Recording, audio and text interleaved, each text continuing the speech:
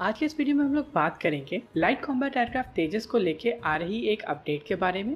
ऐसा माना जा रहा है कि भारत की तरफ से ऑफिशियली बांग्लादेशी एयरफोर्स के लिए लाइट कॉम्बैट एयरक्राफ्ट तेजस ऑफर किया गया है। बांग्लादेश में जो इंडिया की हाई कमिश्नर हैं रीवा गांगुली दास, उन्होंने बांग्लादेशी एयरफोर्स के चीफ ऑफ एयर स्टाफ को बुलावा भेजा था। इस इनविटेशन को एक्सेप्ट करते हुए बांग्लादेशी एयरफोर्स के चीफ ऑफ एयर स्टाफ उनसे मिलने पहुंचे थे। अगर इस डिस्कशन के टॉपिक को देखा जाए तो समझ में आता है कि डिस्कशन बांग्लादेशी एयरफोर्स के लिए नए इक्विपमेंट को लेकर थी, क्योंकि इस डिस्कशन का जो टॉपिक था वो था मैटर ऑफ म्यूचुअल इंटरेस्ट। ये काफ़ी क्रूशल वर्ड है, म्यूचुअल इंटरेस्ट। और जो बातचीत की जा रही थी वो की जा रही थी एक चीफ ऑफ एयर स्टाफ के साथ में, और उनके इंटरेस्ट आमतौर पर क्या होंगे। इस दौरान भारत की हाई कमिश्नर रीवा गांगुली दास ने बांग्लादेशी एयरफोर्स के चीफ ऑफ एयर स्टाफ को जो पेंटिंग भेंट में दी थी वो लाइट कॉम्बैट एयरक्राफ्ट तेजस की थी। इस समय बांग्लादेशी एयरफोर्स के पास में जो फाइटर जेट्स हैं वो काफ़ी ज़्यादा पुराने हैं और उनको नए फाइटर जेट की आवश्यकता है। बांग्लादेशी एयरफोर्स के पास में फिलहाल 50 से थोड़े ज़्यादा F7 फाइटर जेट्स हैं। F7 MiG-21 की चाइनीज़ कॉपी।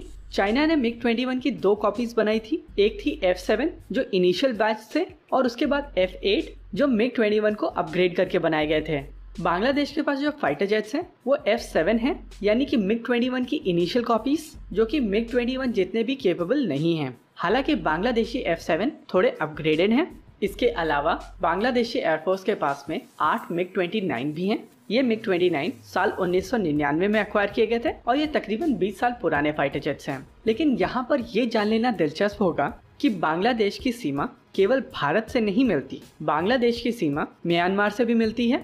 और साल 2008 में बांग्लादेश और म्यांमार के बीच में एक स्टैंड ऑफ जैसी स्थिति बन चुकी थी, और इस हिसाब से बांग्लादेश म्यांमार के हिसाब से तैयार रहने की कोशिश कर रहा है। हालांकि इस समय म्यांमार की एयरफोर्स बांग्लादेशी एयरफोर्स से काफ़ी ज़्यादा केपेबल नज़र आती है।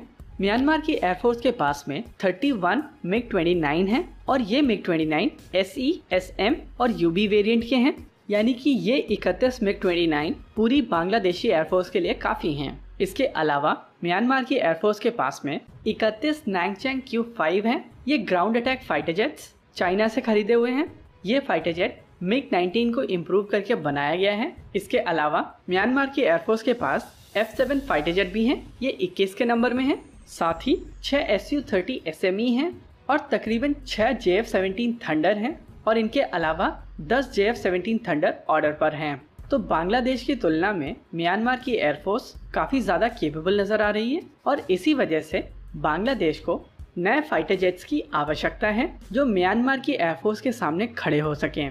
इस बात में कोई दो राय नहीं है कि बांग्लादेश एक ग्रोइंग इकोनॉमी है और आने वाले समय में ये पाकिस्तान से आगे निकल जाएगी। लेकिन फिलहाल के लिए बांग्लादेश का डिफेंस बजट लिमिटेड है, और इस वजह से ये देखना दिलचस्प होगा कि बांग्लादेश किस तरीके के फाइटर जेट्स एक्वायर करता है। अगर देखा जाए म्यांमार को, तो म्यांमार ने हैवी कैटेगरी में Su-30 लिए हुए हैं, मीडियम कैटेगरी में MiG-29 है, ग्राउंड अटैक रोल के लिए Q5 है, और लाइटर कैटेगरी में JF-17 थंडर हैं। उस हिसाब से बांग्लादेश भी कुछ इसी तरीके से फाइटर जेट्स एक्वायर कर सकता है। और इसको देखते हुए अगर भारत की तरफ से JF-17 थंडर के अगेंस्ट लाइट कॉम्बैट एयरक्राफ्ट तेजस ऑफर किया जाता है तो इसमें किसी को कोई हैरानी नहीं होनी चाहिए। हालांकि ये देखना दिलचस्प होगा कि क्या बांग्लादेश इसमें इंटरेस्टेड होगा। साथ ही भारतीय वायुसेना की रिक्वायरमेंट को देखते हुए क्या ये फाइटर जेट उतनी तेजी से बनाए जा सकेंगे। आपको क्या लगता है, बताइए हमें कमेंट सेक्शन में। आगे आप कौन सा वीडियो देखना चाहते हैं बताइए हमें कमेंट सेक्शन में। वीडियो को अंत तक देखने के लिए धन्यवाद। अगर आपको वीडियो पसंद आया हो तो आप इसे अपने दोस्तों के साथ जरूर शेयर करें, और अगर नहीं पसंद आया तो बताइए हमें कमेंट सेक्शन में आखिर क्यों। देखते